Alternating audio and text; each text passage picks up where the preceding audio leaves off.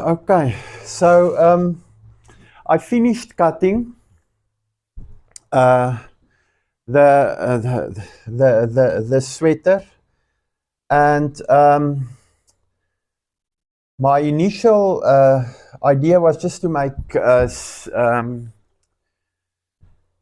to cut 6, but I managed to cut 10 of them out of the 10 meters that I had. And so there was quite a bit of cloth that I saved because of the arms. What I also did was I finished one sweater just to map out the process and to see when I do the 40 sweaters, what will be the quickest way. I normally I map, I just put the process on a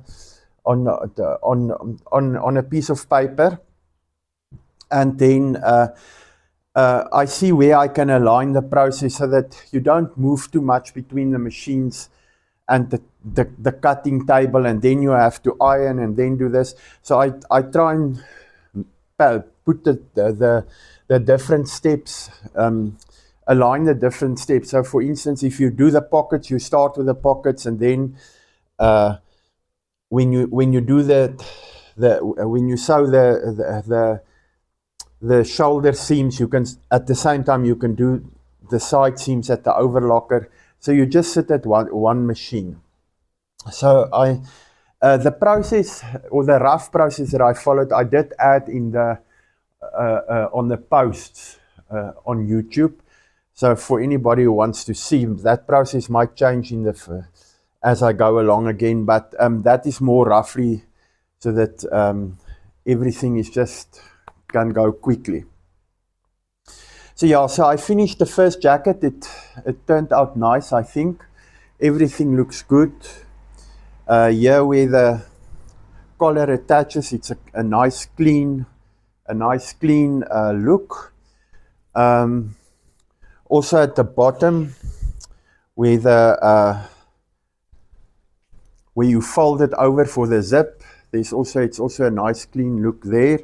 And those are the things that are important. I decided to add a waistband, some knitting for the waist band, just to give it some nice definition.